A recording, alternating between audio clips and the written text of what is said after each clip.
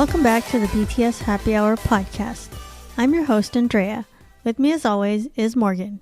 Hey, what's up?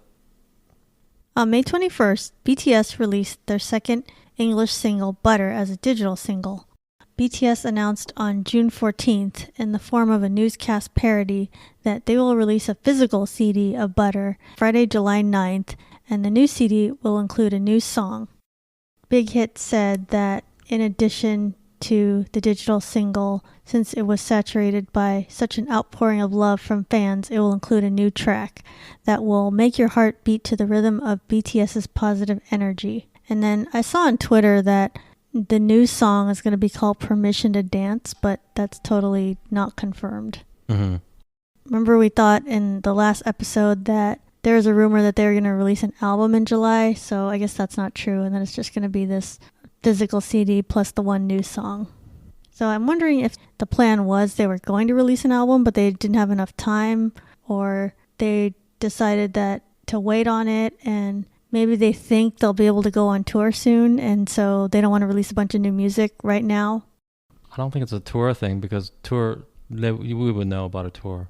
Yeah, I mean, they haven't announced anything about that, but I know that Korea just recently has lifted some of their restrictions, so they're able to do things in, up to however many thousands of people. So I don't know if they held off on a full album because of the timing, or they just didn't have it ready. I don't think they held off on anything. I think your information is just bad. That was just the plan all along.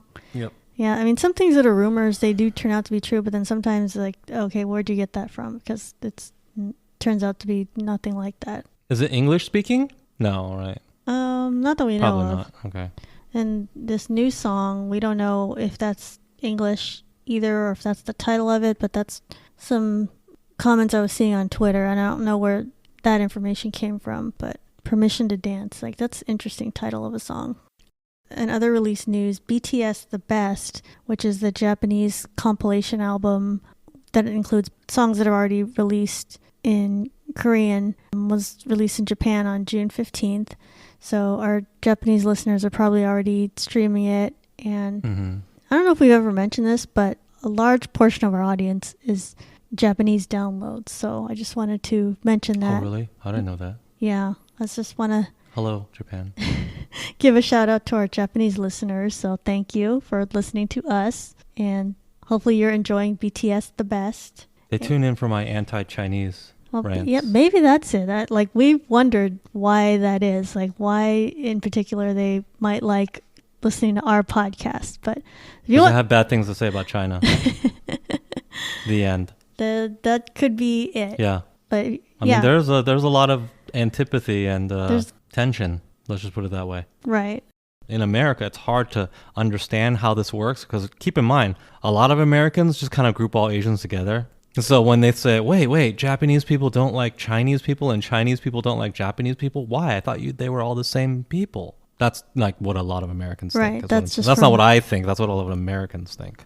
So it's hard for them to understand that there's a ethnic tension between these groups of people. Well, I thought that was just secondary to past tensions, like wars and things that happen. Right. Well, I mean, it's all wrapped together. It's not, these things are hard to separate, right? Right.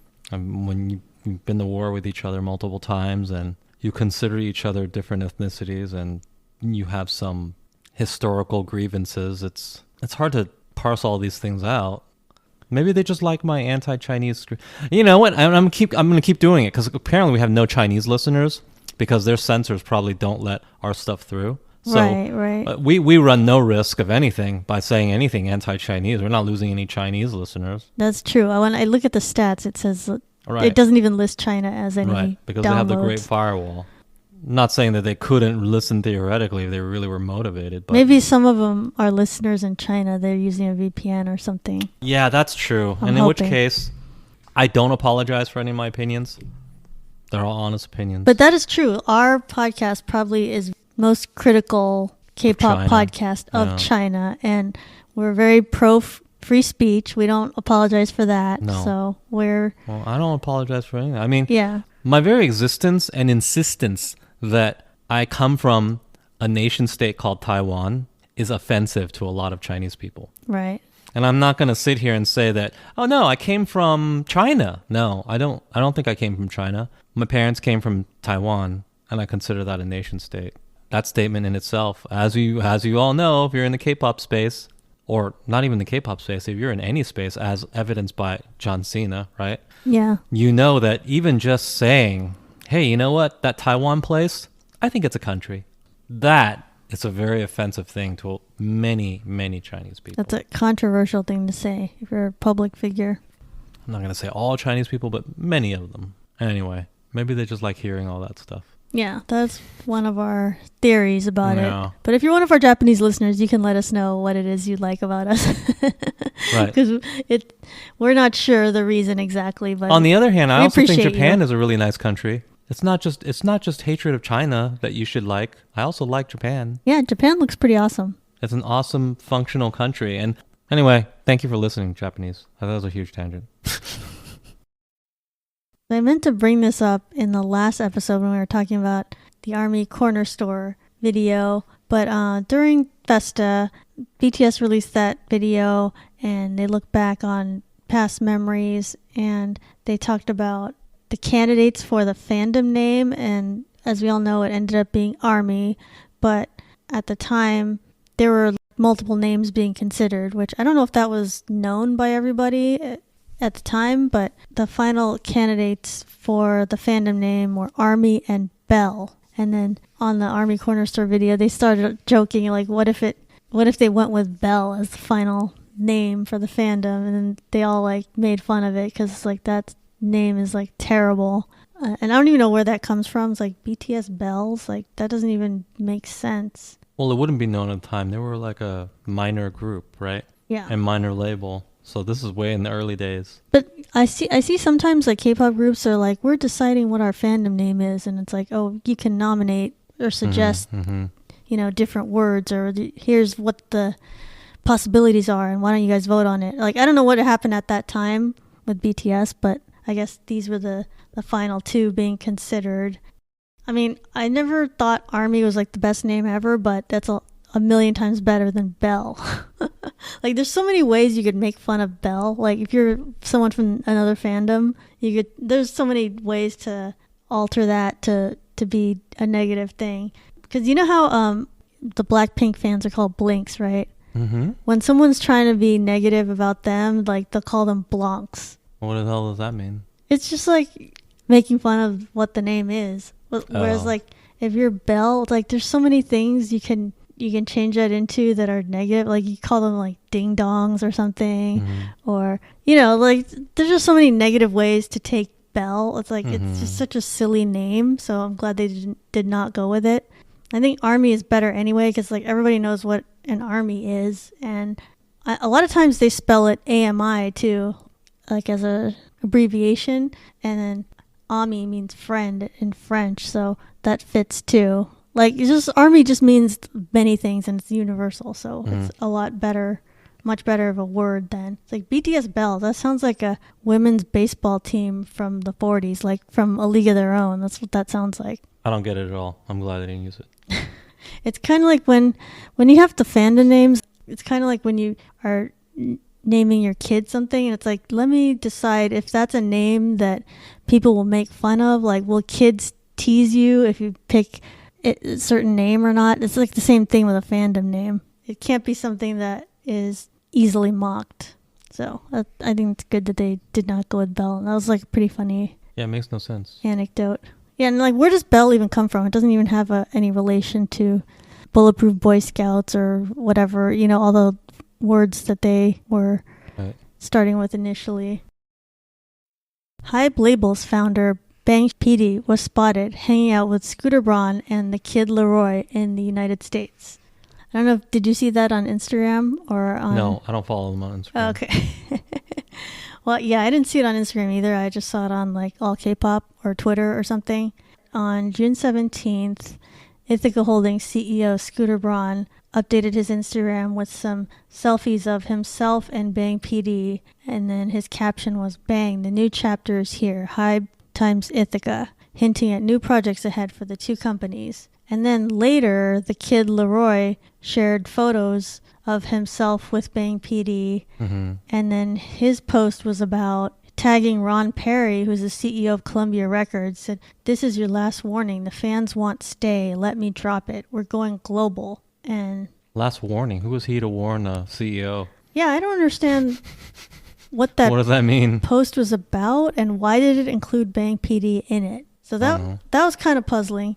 So I'm not sure what that means. I don't think the kid Laroi has any connection to Hybe right now. So I think him being in a picture with Bang PD for his Instagram is just something to publicize. I guess he wants this single dropped and then he's not able to do it right now. Or they've told him, like, you can't do it. Or I don't know. That's what this sounds like. But I just saw an article today that said the kid Laroi just recently signed with Scooter Braun to manage him. So I think that's the connection there. And like Scooter Braun is trying to put him like, you know, more on the forefront and getting his singles out there. So I guess they're trying to pressure. I don't know who Kid Laroi is. What? You told me about one of his songs that he had. Is that Without You song? Nope. I don't remember anything about this. Well, okay. Those of you who don't know, the kid Laroi is a rapper and singer from Australia, and he's 17 years old. Without You. Yeah, he does that song. I guess. Oh, I didn't tell you about that. I just put it on a playlist. Yeah, well, I recognize the name. Like, that's that guy. Hold on, let me put it on. Yeah, that song. Oh, okay. So, yeah. Okay, now that I heard, yeah, it was a song that was on a popular list, and then I put it on a playlist. Yeah. So you came upon him totally organically. Yeah. And that's who that is. He's 17 years old. He's from Australia. He just signed with Scooter Braun, like literally 2 weeks ago. And that's the connection there, why he's working with Scooter Braun and why Scooter Braun is having him post photos of him with Bang PD. And the kid Laroi, he's also a huge fan of Justin Bieber. And so I think that might have been a reason why. Well, he's 17. So like most of his conscious life, Justin Bieber has been a star. Yeah. And I'm sure that was a factor in, it's like, oh, well, I could be managed by the same guy who By the way, does that make you feel old at all? There's like freaking adults who have known Justin Bieber all their conscious years of life. Mm-hmm. And you probably still think Justin Bieber's a kid, but he's like, what is he, 30 now? No, he's not that old. How old is he then? I think he's like 25. Wait. I think you might be like unfortunately surprised here. Oh, he's 27. Okay, yeah, he's closer to what I said. He's 27, and then Hailey Bieber is 24. I didn't ask for her age. I don't care. Well, I just showed that when I Googled okay. it. It's like other similar people. Yeah. I don't give a what she's. Oh, Post Malone is only 25. Wow, he looks... Oh, really? He looks like so aged. He looks much older than that. Okay. Well, kids, don't tattoo your face if you want to look wow. young. You're trying to look a little bit older if you've tattooed your face, I think. Yeah, he definitely looks older than that. I feel like I've heard of Post Malone for like 5 years now. Has he been big since 19? Whatever. Maybe. That's how the music industry is. Anyway, people have been hanging out with Bang PD. I saw some awkward looking pictures. Yeah, and I didn't even know Bang PD was in America doing whatever. Like, we don't even... It's like, hello. Why would you know? He needs to tell us. That's what I'm saying. It's like, what business are you doing in America? You're in our country. I would like to know what you're up to. He doesn't need to tell you anything. He's checking in on the companies that he owns. Oh, that's true. Maybe he's saying, okay, Scooter, give me an update on what you're doing. And are you making money? Right. He's checking in. And here's Scooter Braun taking selfies with his new boss. Yeah, that's what he's doing. And I think that's what's happened is like Scooter Braun has decided like, I'm going to take some pictures of Bang PD. That'll get some publicity. And also Kid Laroi with Bang PD. That's going to get the BTS fans like paying attention to what he's doing. They'll be like, oh, who's that guy taking pictures with Bang PD? On a side note, I just want to mention how cool this is. And I'm not normally one of these people who are like, oh, it's so cool because Asians are doing stuff. Because even though I am Asian, I don't take pride in other Asians doing stuff just because they're Asian. I think that's really stupid. Let's be real. Like 2/5 of the planet is Asian. Just because some other Asian person is accomplishing stuff doesn't say anything about me, Mm-hmm. But for the people who do care about stuff like that, I think it's really important to talk about this is the type of thing you should highlight. There was an Asian company that started from nothing, like nothing, even in the context of Korean music industry, right? Mm-hmm. They were not one of the big three or anything like that, and they just They had to build it from scratch. They built it up from scratch, and then they made enough money that they have so much influence that they've come to buy influential American music companies. And here's this Asian guy coming over, and he's the boss now. Here's Scooter Braun taking pictures like a dork with his boss. He would never take pictures like this with some dorky Asian guy. I apologize for calling Bang PD a dorky Asian guy, but I mean, look up these pictures. Come on, that's what he looks like. Like if this guy rolled up in LA, what is he wearing right now? A weird striped shirt, white linen pants, dad sneakers. Would Scooter Braun even give this guy the time of day? Right. It's the fact that that's his boss, and that's your boss. He's in a position of power. That's right. He has way more money than you. He bought your company. Of course, you're gonna be friends with him, right? Yeah. That says everything. People should highlight this as an example of quote unquote Asian representation, right? And it's not representation that came from, oh, we whined about stuff and we begged for stuff and people gave us stuff. No. Bang PD never whined about anything. He never begged for anything. He was just so successful that people could not ignore him, and he bought other people's stuff. Yeah. That's how you get representation. He's a huge success story. That's how you are a success, and that's how you force representation. Look at this dorky, I'll be honest with you, overweight Asian guy. Well, he's walking around LA and everybody kowtows to him. Everybody gives him the respect he deserves. That's real representation right there. But the people don't seem to talk about this. They just when I hear about Asian representation, they talk about things like Crazy Rich Asians, which by the way, it was a really average film. Yeah, and they bring up like actors, and it's like people that aren't that influential. It's like, okay, you were in movies, you are Asian. I guess Chloe Zhao would be influential, but I mean, even a lot of the things she does, though, I feel like it's given to her because they want that representation, right? So they give a Asian director some more work. Mm-hmm. Nobody gave Bang P anything. He had to carve it out from nothing. He had to force it from people, and I respect that a lot more. That's all I'm saying. Yeah, he should be on those lists of when they have like he should influential Asians or whatever. Right. He totally should. And yeah, so I guess he's in LA doing various things. It looks like he's checking in on Scooter Braun activities, right? His employee. And a side note on this article, it said that the kid Laroi was contacting TXT, so it sounds like maybe they're trying to make a connection there, and maybe they'll do some kind of collaboration at some point. I guess technically Kid Laroi is under Hybe, right? If he is managed by Scooter Braun, then it's like anything Scooter Braun does is like now under Hybe. So, and he seems to understand that. That could be a future collab. And I think that makes sense because if he's 17 and like TXT, they do a lot. They're teens and they're doing like teen emo stuff right now. So I think that would be a good fit if they did do a collab. So yeah, that sounds like, and it sounds beneficial to. Wait, are they doing teen emo sides? Stuff? They're not emos. Yeah. Do you listen to their latest album? I think it is. It's like. Oh no, I don't listen to TXT's latest album. Their latest one is pretty good. I liked at least 2 of the songs. The Chaos Freeze chapter, whatever it's called. I don't like emo, so no, I wouldn't like it. But yeah, I think they fit with the kid Laroi because that one song is pretty emo. I think the one song that we know of his. So if you're a fan of Twice, you know that they have a summer album, Taste of Love, that was released on June 11th with the title track Alcohol Free, which also had an MV. And what did you think of this album? Well, I thought it was pretty forgettable at first, but it's kind of grown on me. I'll be honest with you. My issue with Twice right now is I feel like they have no identity. Like, what are they trying to be? Mm-hmm. This latest song, this comeback, it's like... It reminds me of what I'd hear at a resort, like a fancy resort or something like that, which is pleasant enough, and I like that. I like the music, and I've gotten to like the song more and more. But is that their identity? This is the first time we've ever heard that sort of stuff from them. Yeah. Their last comeback, was it like an 80s revival thing?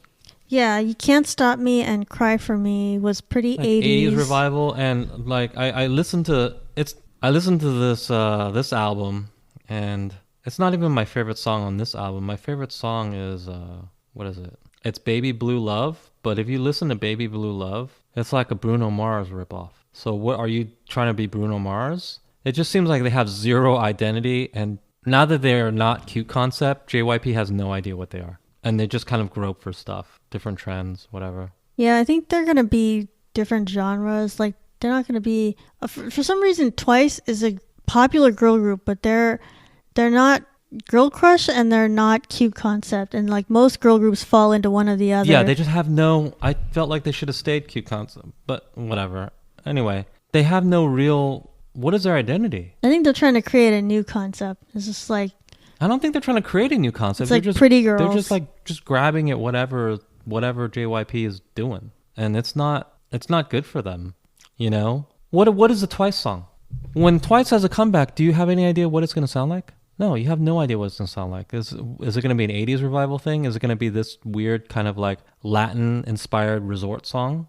That's what this is, right? Mm-hmm. It's almost like a Latin song. You have no idea what it's going to be. But when I tell you that Blackpink is going to come out with a song, do you know what it sounds like? Yeah, you know what it's going to sound like. It's going to sound like Blackpink. Right. This is a problem for them. And I have to say that they're not really, it's pleasant enough, but they're not really my favorite group anymore. I think it still has the JYP touch. I think they have that part of their identity still. Like, it's still going to sound Twice. It's just not going to be cute concept. It's not going to be girl crush. It's just going to be pleasant songs, pop songs. Maybe they just want to be pop and they just want to have like all of the spectrum of the genre that they can do. This isn't just a pop song though. This is like really out there. So I'm not sure. It's good. I'm not going to say I hate it or anything. And I grew to like it a lot more. Yeah, you're talking about alcohol free. Yeah. My first reaction was really negative actually, because I'm definitely like the opposite of alcohol free. I drink a lot of alcohol. So. But yeah, and I drink all the drinks that they mention in their song. Yeah, I was very neutral on this song at first. But it's one of those songs where like you keep listening to it and it's like, okay, wait, I like this song. And it like grows on you. Mm. And it makes you want to have a craft cocktail in your hand and sit by the pool. It just like puts you in the mindset for vacation. Mm. The styling of it also reminded me of like a 60s musical. It's like an Elvis movie, but it's in Hawaii and there's like no plot to this movie and it's just people having fun is what this song reminded me of. Or it also kind of reminded me of Dirty Dancing. We're all going on vacation in the Catskills. Everybody's like learning how to ballroom dance or whatever. Really? It didn't remind me of that at all. Because that's the 60s. But this song doesn't remind me of the 60s. This song reminds me of Tropical. But it had like that bossa nova, which was like kind of popular back then. Okay. But here's the thing about that though. Even though Dirty Dancing was quote unquote set in the 60s, the music and the theme was definitely 80s. They didn't try to adhere to any kind of 60s theme. Or if they did, they utterly failed. It just felt very 80s. For those of you who have seen this old movie, then I'm sure you will agree. By the way, it was set in the 60s. Yeah. Like you don't remember that. I bet you anything, if I told you, hey, Dirty Dancing was set in the 60s, I'm like, no, it was set in the 80s. Like, no, it came out in the 80s. Right. It was set in the 60s. It was supposed to be in the 60s. But there was no 60s music. There was no 60s music. There was only super, super 80s music. And that's why it totally failed in setting that period. If you look at Patrick Swayze, he doesn't look like anybody from the 60s. And Jennifer Grey doesn't look like anybody from the 60s. No. So that kind of threw it off. But it was supposed to be in the 60s. If you look at the styling and the clothes and stuff. Right. Their thing is tropical and bright colors and stuff. Dirty Dancing didn't have that. I was thinking of the scene where, remember she was like filling in as a ballroom dancer for something and played like ballroom music. It was like a very similar beat, I think. Oh, they were doing like the Mamba or something? Like that? That's what I'm saying. It's like those That's very specific. That's very specific. That's not this thing. This thing is very tropical. You're thinking of like cruises and or like tropic resorts or things like that. Resort wear. They have a lot of resort wear, like bright colors, you know? Mm-hmm. I did like the video and I did like their choreography. A lot of times some of their songs, there's like too much dancing. This one was more easygoing for alcohol free and it looked more flowy and like more feminine. So I really liked the dancing for this video. There's also the part where they mention all the drinks and this is the list of the drinks from alcohol free: champagne, wine, tequila, margarita, mojito with lime, sweet mimosa, pina colada, which is funny because like the song is called alcohol free, but then they mentioned all these drinks. Mm-hmm. But that, you know, that's one of the things that stands out from the song is like that they named all of these drinks. Those are drinks. There was an interview that they did where Twice was asked about all these drinks, and a lot of them haven't even tried any of these drinks, which was funny. It's like, wait, what? You just haven't even tried? These are like very common drinks. And I guess they're not big drinkers. Or do you think it's like a cultural thing? Like Korea, they're drinking soju and beer mostly, and they're not drinking like mixed drinks? Not having been to Korea, I guess there's more soju, right? I'm only basing that on like when we go to like Korean restaurants, and yeah, it's more soju. That they don't really offer other things. I also think that maybe they're just lying. They don't want to ruin their image. They don't want to say, we drink all the time, and I get wasted every week. I'm not saying they get wasted every week, but they don't want to say that. They want to seem more innocent than they are, you know? Yeah. Like Nyan was saying, I drink non-alcoholic mojitos. Yeah, sure. It's like, I didn't even know you could make a non-alcoholic mojito. You can, but it just tastes like it's like, what is in it? Minty 7-Up. You can have a non-alcoholic pina colada, but like a mojito is like the alcohol is central to that. They said we should do content that shows us trying these drinks for the first time. And come on. It's like, let's see that. There was another interview they did where Jonghyun said that she was the only one who didn't like the song at first when they were, I guess, introduced to it or told that this was their next song. She thought it wasn't appropriate for Twice. She said, there's too much mention of names of alcohol and it didn't show Twice's unique color. I'm like, oh wow, I can't believe she said that. It is very different. If I heard it, I would be like, I wouldn't necessarily say, that's a Twice song for sure. I would be like, that's a song. That's a K-pop song. I don't know if it fits for Twice. Gio says, everybody else loved the song. And then the staff at JYP were worried that it might not suit the group. I think it does. Like when you see the video and everything, it feels like, yeah, this is a Twice song pretty much. And they kind of made it their style. But yeah, if you look objectively, it doesn't seem like a Twice song at first when you just listen to it. But I'm surprised that Jonghyun was telling everyone that she didn't like it at first. Mm-hmm. But I guess... Well, she's free to her opinion, and I kind of agree with it. It's a little out there. I guess it's sort of close to Dance the Night Away. And it kind of grows on you, but it's sort of out there. Mm-hmm. What kind of song is this, you know? Mm-hmm. This is closer to previous Twice. Like it's... I think so. A little closer to a It's cute better concept. than like More and More and Can't Stop Me. Like the video, it's like for Alcohol Free, they look very pretty. It reminds me of previous Twice videos. Guess you can't say it's cute concept, but you can say it's like pretty concept. Is what I would say. Yeah.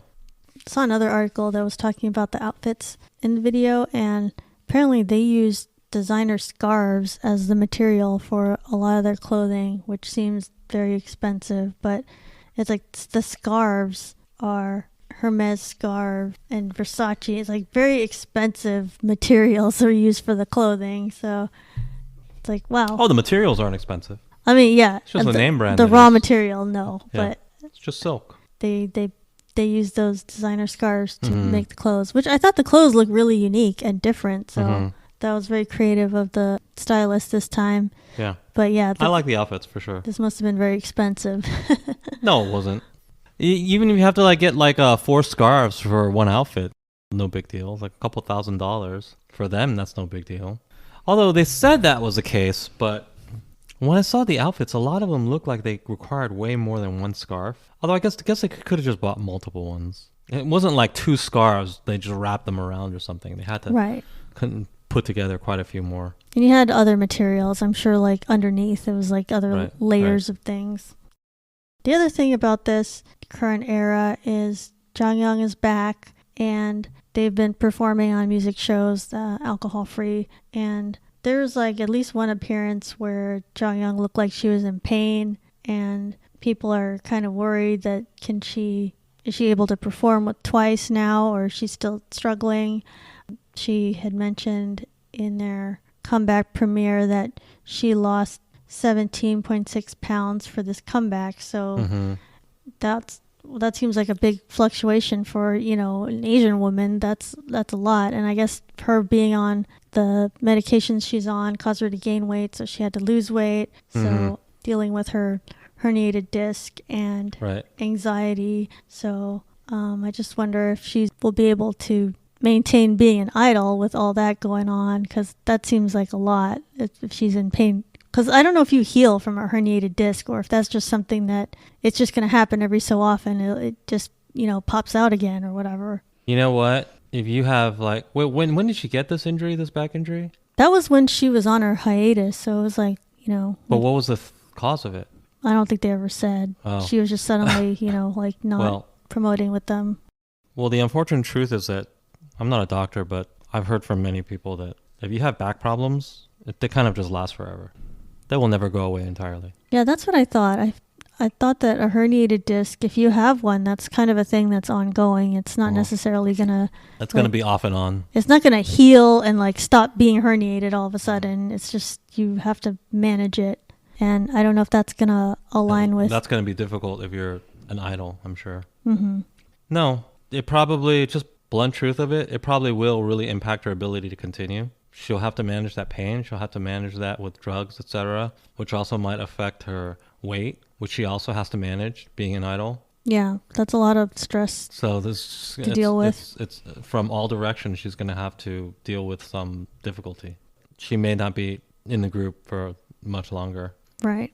We'll have to see how that goes. But I know that I don't know if they, if she's not able to dance all the time, would they say, oh, you can no longer continue? Or does it have to be her saying, I can't continue? Who knows? I don't know how their contracts work, but right. I know that Super Junior, that's a totally different situation, but Heechul he's still in the group.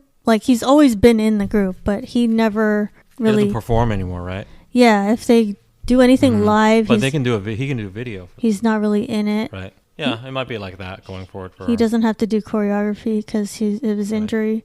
So I wonder if she would want to do that option, or does she want to only be in twice if she can do everything?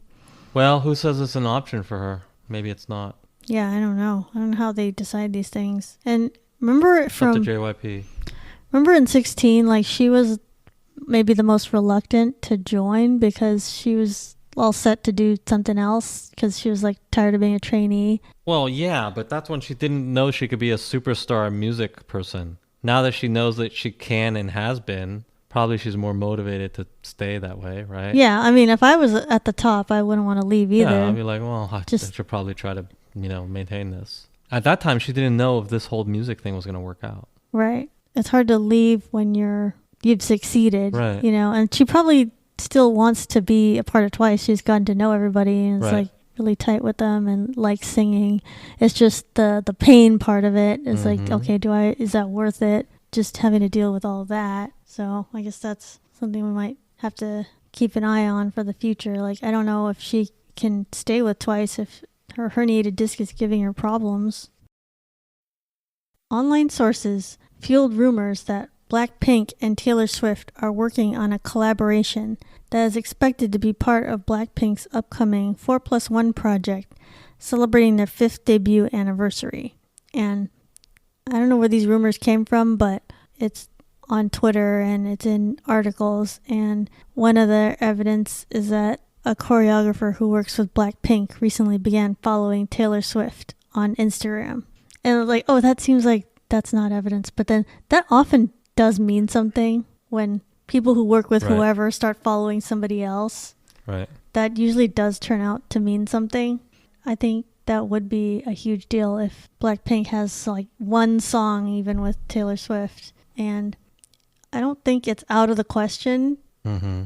I know Taylor Swift, I consider her very A-list, but she's close with Selena Gomez, and Selena Gomez did a song with Blackpink, Ice Cream, and maybe she's recommended working with them. Maybe she said, oh, they're a great group to work with. You can do a song with them.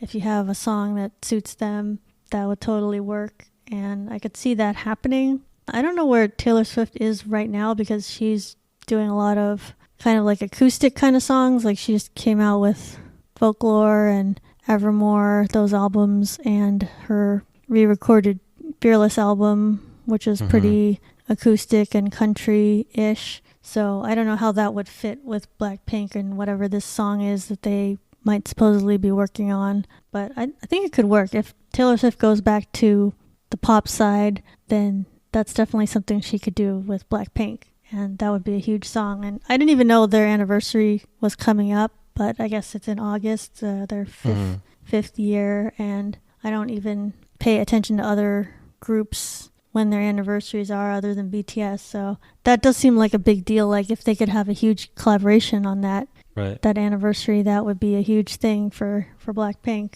And I don't know how this ties in, but you know how Taylor Swift was re-recording all her previous albums after her masters were owned by Big Machine, and then it was owned by Ithaca Holdings, and then now it's owned by somebody else.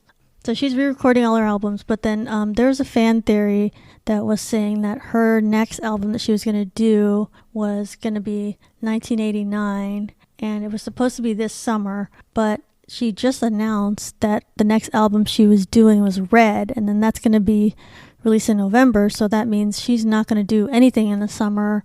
So is it possible that she changed her mind of not doing 1989, or she wants to space things out some more, or does she think she's too overexposed if she does another album already?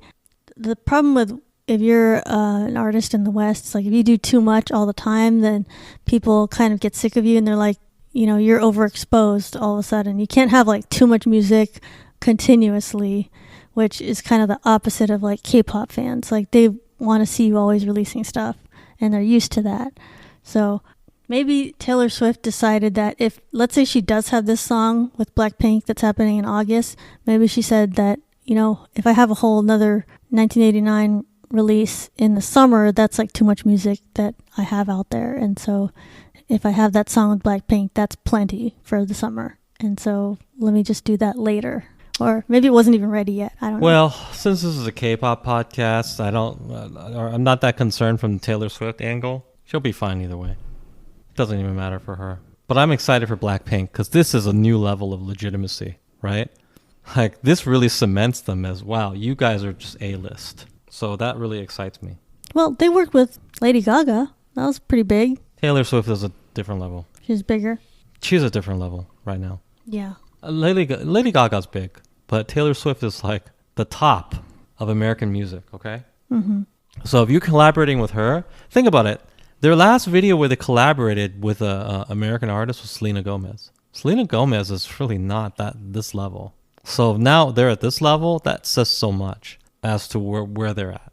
And, and you could say where K-pop is at. Mm-hmm. So I think that's an amazing statement. Hopefully they do collaborate, and it's sort of an equal collaboration. Yeah, I hope it's true, because I would like to see what they would come up with, and it's good for international fans. And I don't know if she would go more in the pop direction or if she would be more acoustic, because some people have said that, Rosé is a huge Taylor Swift fan, and maybe the song would be similar to a Rosé style of a song. But I think they should go for a more pop direction. Mm-hmm. Something that all Blackpink is good with.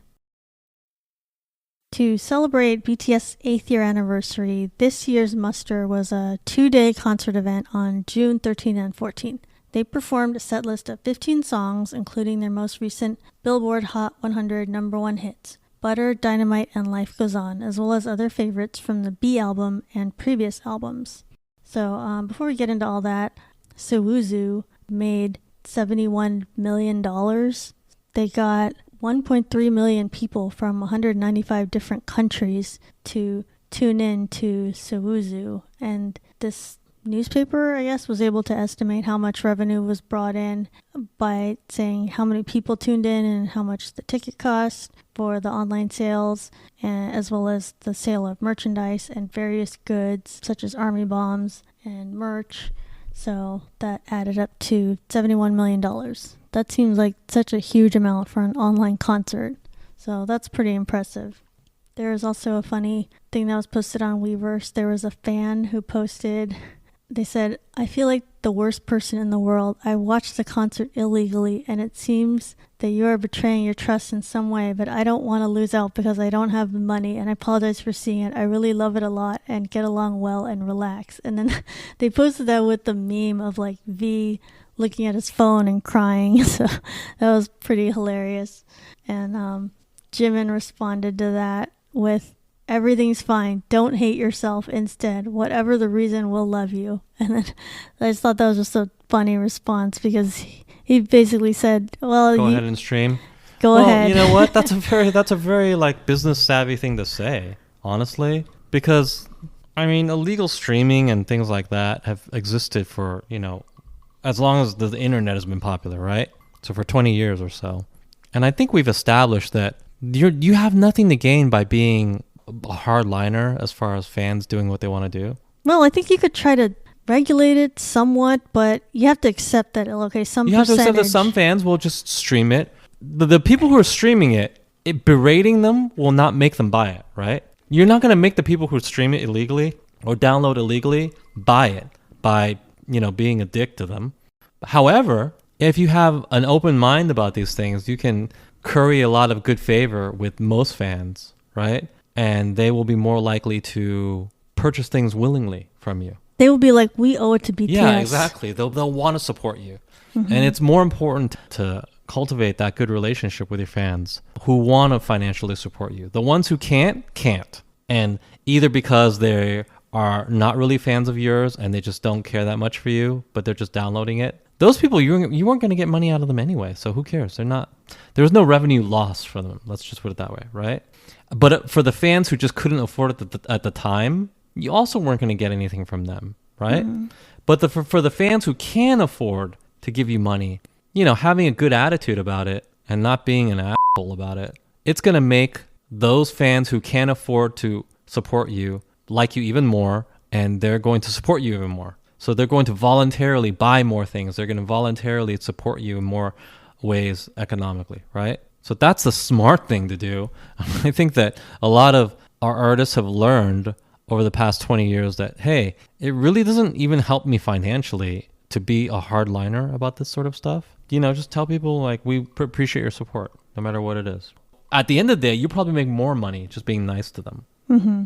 Yeah, everybody loved Jimin's response. They were like, "Oh my God, that's so sweet. He's like being nice to this fan who feels bad."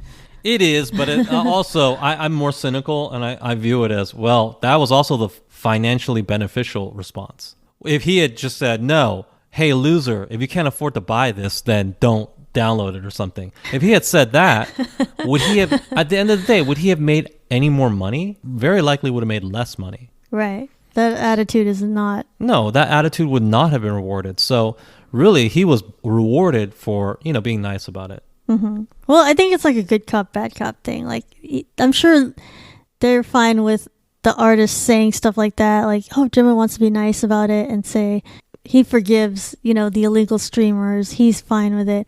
But then at the same time, Hive is out there like shutting down all the illegal streams. Like, they have their technology and then it's like, oh, your stream's gone. Like all the people that are doing it in the moment. But, that doesn't need to be publicized. That just happens. And it's like people know that when they're streaming the concert and they shouldn't be. And it's like for 50 people or whatever, they know that might happen. So, those people can't be that angry about it. But yeah, I think it doesn't hurt anything for the artist to be nice about it and just be like, you know what, it's okay. Whatever you had to do, it's fine. Mm-hmm.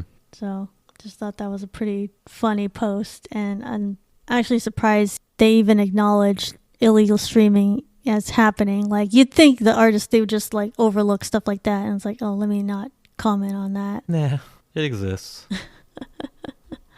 And since we're talking about Weverse, I did start... I didn't start it. I already was on Weverse, but if you want to follow us, we'll have our podcast posts on Weverse too. So if you're on mobile, go to the BTS page on Weverse, go to the Discover page, and then enter hashtag BTS Happy Hour in the search field, and then click on the nickname and click on subscribe, and then you can see. What are you talking about? We're on Weverse. I'm on Weverse. So I'm posting for the podcast. Yeah. Okay. I know that's something anybody can just get on. Yeah, I didn't know you could even follow other people, but I just found that out recently. So Oh, I was like, I might as well tell our listeners that if they okay. want to follow us, they can do that. But the one crazy thing about Weverse is like you can't put BTS in your nickname. So that's what makes it kind of challenging for people to find What you. did you just put Happy Hour? No, I left it as what my nickname is. So using the hashtag, they'll be able to find it. Okay, Sowoozoo Day 1. First of all, I think everybody loves the theme of it, which was microcosmos, which is what Sowoozoo means in Korean. So it had a very space-themed stage, and the VCR was even space-themed. It was actually some really good VCRs. It looked so cinematic and professional. I wouldn't be surprised if Hybe opens a film studio at some point because these were like an actual movie. The scenes were showing BTS was driving on a planet which looked like Mars because it was very red and dusty, but they were kind of in a space RV driving around on Mars, and J-Hope was at the wheel, and the others were just like playing games or listening to music. It was almost like a Bon Voyage Mars. It was very much like being in space. It's like, okay, there's a lot of time that's going to pass. It looked like something was going wrong. There was like a warning on their screen, like the tire needed to be repaired, so they stop and come out of the vehicle to fix it, and then RM, Jungkook, and Jin put on spacesuits and fix the tire, and then they keep on going with the drive. And one thing I thought that was pretty significant in the video here is that they come back in and they take off their suits and then they put the masks away in the cabinet, and I felt like that was just showing that was symbolizing COVID and like putting this chapter behind us of not wearing masks anymore and just going back to regular life. Yeah, maybe I'm reading too much into it, but I just figured like, why would they show specifically the masks being put away in the cabinet? So that's what that said to me. I think the last video was they had been driving a long way on Mars and then they finally came to their destination. Outside it's like sunny and like the landscape is very colorful. They clearly went far enough on Mars to where it's like a nice place, and then they get out of the RV and the end.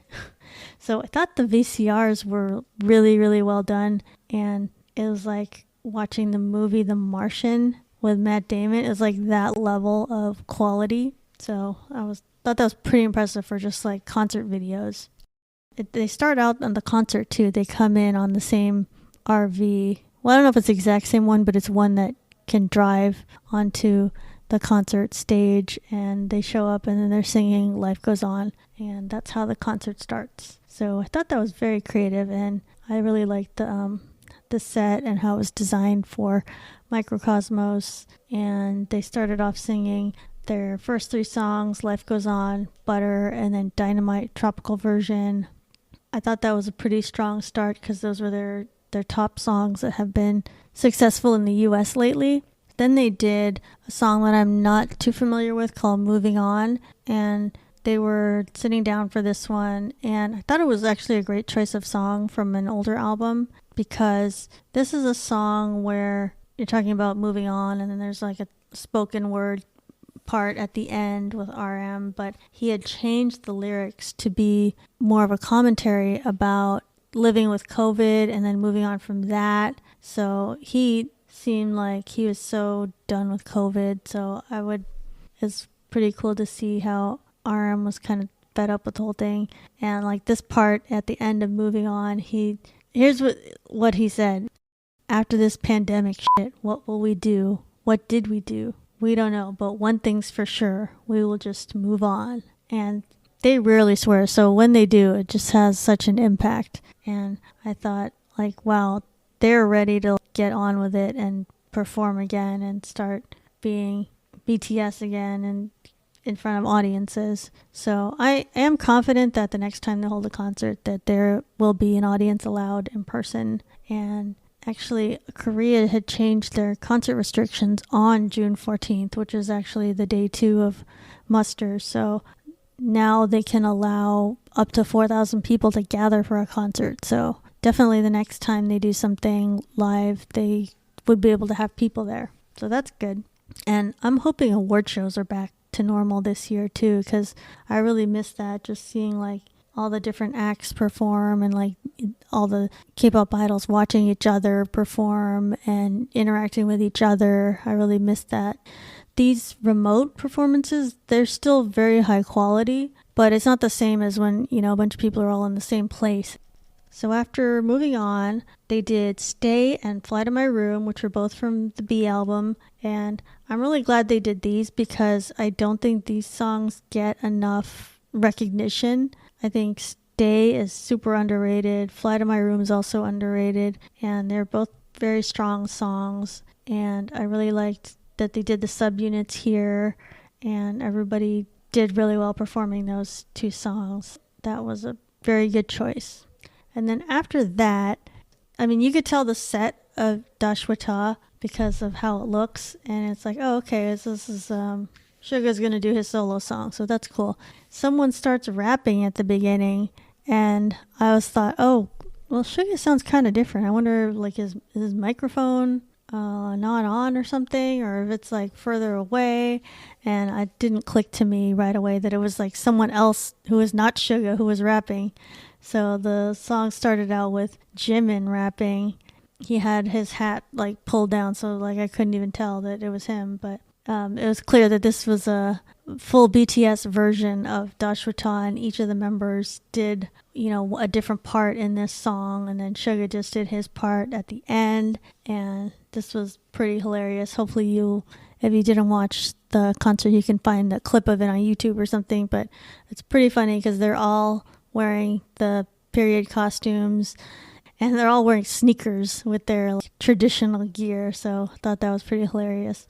Jin and V had the fake facial hair, the period facial hair.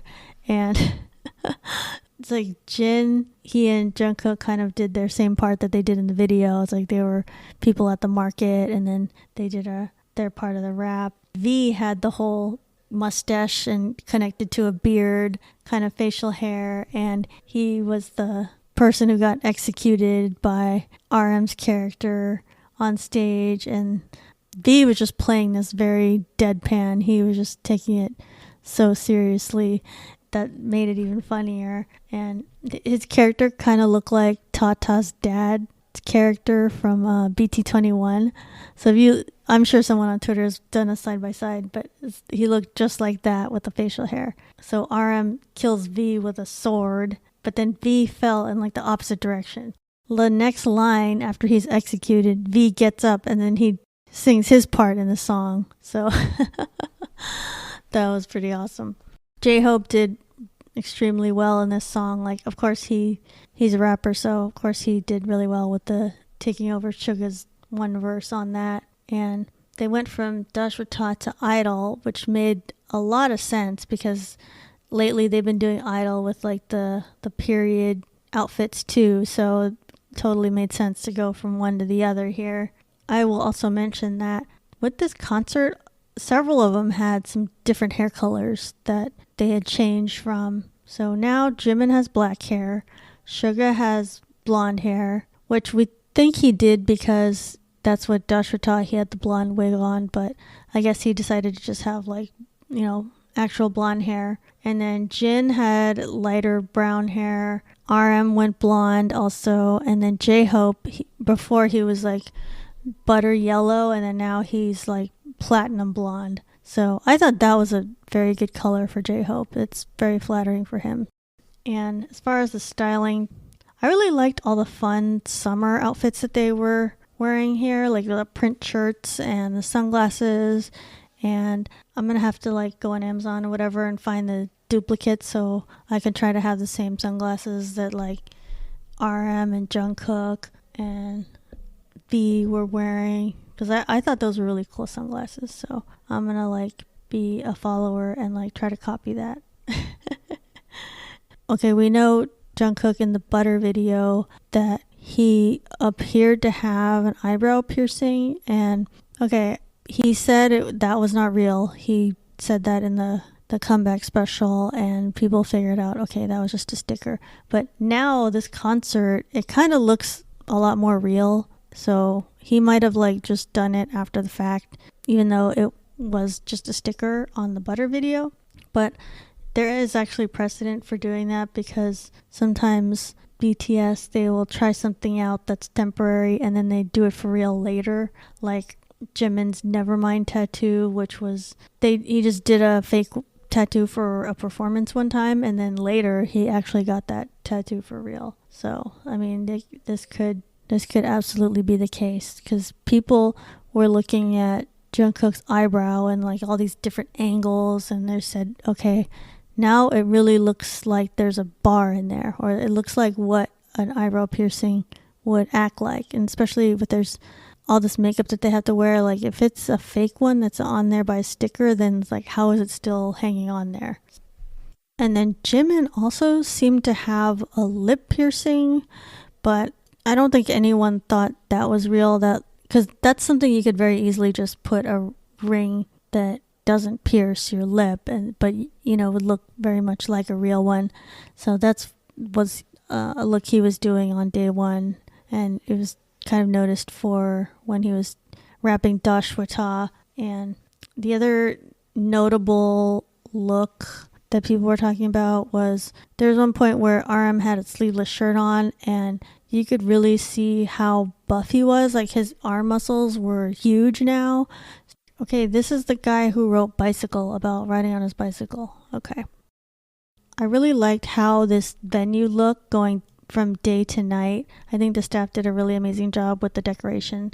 Like if you look at pictures and how space it looked and high tech it was, I would see like little drones fly around them, and then there was like drones that would like drive by them on the stage too. And I thought that was really cool, because it would get you all these different camera angles, but then it also fit in with the space theme. They look like little Mars rovers were driving around, so I feel like that fit in and with the theme, and they had thought of everything.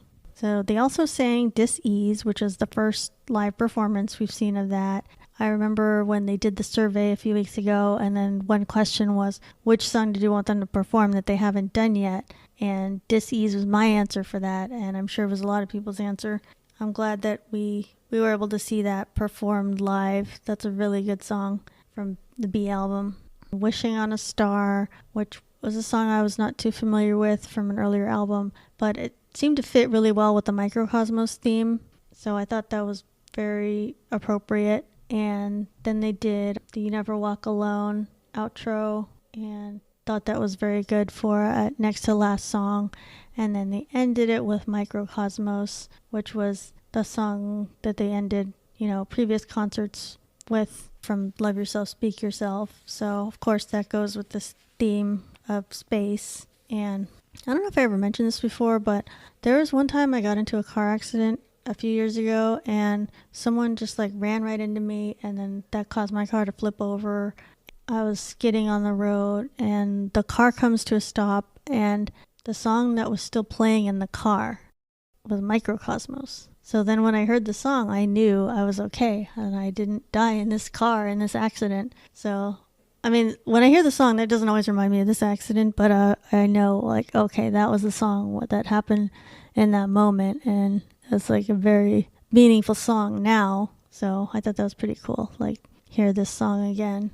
So that was the end of the concert, and for day 2, there were a couple of differences. I watched the second night as well. They had changed their hairstyles a little bit. Jimin had, instead of his hair combed downwards, he had it up more, and they had some slightly different outfits for some of the songs. And also the song differences, instead of Moving On that they had in day 1, they had Film Out instead. I am liking this song more and more each time I hear it, so I'm glad that they did that. And they had said that day 2 would have more of their international songs, although I don't know if it differed that much, because it was just that, I think. The other part that was different, instead of Dashwata and Idol, they replaced that on night 2 with Chicken Noodle Soup and Telepathy. So Chicken Noodle Soup, as you know, that's J-Hope's solo song, and here they had all the members performing it, and they had tons of backup dancers and some kids who were dancers. So it was really just like a huge event. It was like a lot of fun, and they had RM and Jimin and Jungkook doing Becky G's parts, and some of that was in Spanish, so that was pretty impressive that they were able to do all of her parts with no problem. It actually felt like a J-Hope concert for a little bit, because they did Chicken Noodle Soup, and then there was a couple songs after that where J-Hope's rap was a major part of it, so it just seemed like, okay, here's another J-Hope song, here's another J-Hope song. So I thought it was pretty cool. It seemed like his style was very coming forward on that. And the stage was so big, like during Chicken Noodle Soup. I mean, it is big the whole time, but during Chicken Noodle Soup, they were really using it for driving people in with cars. So there was like multiple cars on the track just driving around, driving onto the stage. So I was like, oh, I've never seen that at a concert before. That's pretty cool. And it really fit with the whole hip-hop vibe of Chicken Noodle Soup. And I'm also glad they did Telepathy. I always liked that song, and that was pretty awesome. And yeah, that's about it as far as day 2. Both days had, I also wanted to mention the So What water fight time. That seems to be it happens like more each time. Like day 1 they had some water thrown around, but day 2 was like they went even more, they had even more fun with it. So I don't know when this song became the water fight song, but that is what happened. And it's like Jungkook was chasing V, and everybody was getting drenched with the water. I think that's the song where they can just freestyle and then just like go around different parts of the stage as they see fit, and then replenish with water, and that's how water gets thrown on everybody. And I think a lot of times, if you remember from the concert, Jin is often throwing water into the audience, so I guess he couldn't do that this time, so it comes upon them to just throw water at each other. So that's what happened, and it looked like they had a lot of fun. And both of these days of concerts, I think, while it wasn't 100% the full concert experience, I feel like they still were able to get a lot of fun out of it, and they were able to see some ARMY on the screens and have that connection there. So I think it's like one step closer to getting back to a normal concert. And I think they had a lot of fun with it, and you could definitely see that reflected in the performances. And I thought these were 2 very successful nights of concerts. And hopefully you were able to find a stream and enjoy it. It was definitely worth watching for any BTS fan. Thank you to our guest, Morgan. You can find BTS Happy Hour on Amazon Music, Spotify, Apple Podcasts, and many other podcast platforms. New episodes weekly. If you like the show, please take a moment to rate, review, and subscribe. Follow BTS Happy Hour on Twitter, Instagram, Facebook, and Weverse. You can also go to the website at btshappyhour.com. Subscribe to our YouTube channel for additional content. Until next time, this has been the BTS Happy Hour. Thanks for listening, and remember, make every hour a happy one.